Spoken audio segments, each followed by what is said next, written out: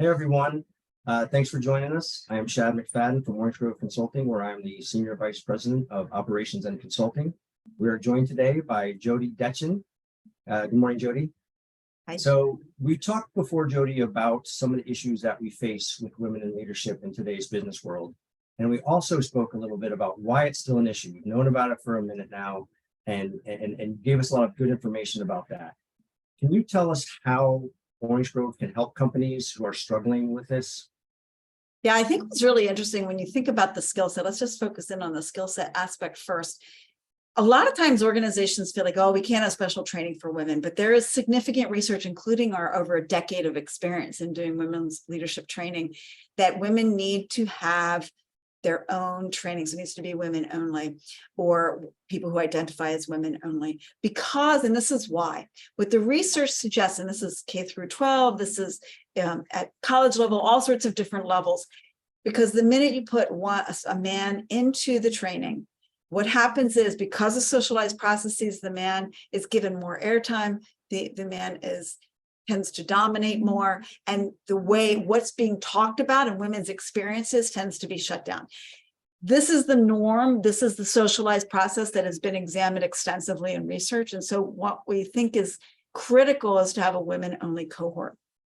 The other thing I think is really important, which also has been researched extensively, is to have a cohort experience. So this means the same women. We usually have anywhere between 15 to 30 women in our cohort, and they work together over a series of time. We know that learning works in small chunks. So we meet hour and a half, 2 hours every month, and then there's intersession work. So women are practicing the skill sets, they're coaching each other, they do peer coaching so they can hold each other accountable, and they can experience and experiment with these skill sets across the course of those 6 months. And what happens is, because they're practicing month in and month out, because they're having the safe experience, because they're working together with the same group of women, the environment, the psychological safety has been developed. And so there's a lot better learning involvement. It's safe. And it also allows women to be pushed, because there's a lot of challenge, because learning is on the edge of our comfort zone. So we really try to push people to that comfort zone edge. The other thing that we do, I think, that is different from most training is we challenge assumptions first. So the first place that we go always is, what are the assumptions that we personally are making about us moving forward or stretching our wings? So for example, let's take a woman in a meeting.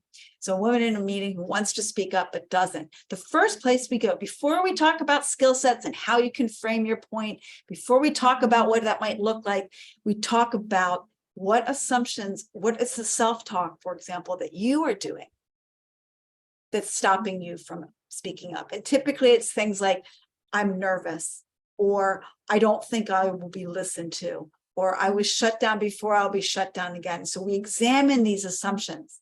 And then what we do is a technique that a skill set that we developed called reframing. We take this assumption, I'm nervous, and we say, okay, let's examine this. Why am I nervous? I'm nervous because I'm not used to speaking up. All right, how might we reframe that? I'm going to speak up this time and practice my skill. The first time I speak up, I may not be as good, but I'm going to practice. I'm going to take this risk and I'm going to practice. And what we found over our years of research is that by identifying some of these underlying assumptions, before we even get to the skill sets, we shift people's viewpoint. And it allows them to be more open and more forgiving of themselves. And then they are more willing to try out the skill.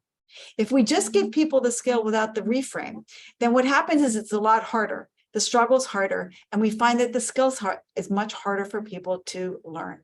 So our reframe approach is always our first step. And we work with women across this 6-month period to really think about what that looks like, so that by the end of the 6 months, not only do they have a series of skills like their ability to speak up and share their voice, but we also have a fundamental skill to self-examine, to reflect, and ask themselves how they are getting in the way of themselves. And then from that new mindset, women have the skills to go outward and change their organizational culture and start to change their processes and start to ask their senior leadership to understand and redefine leadership in a different way.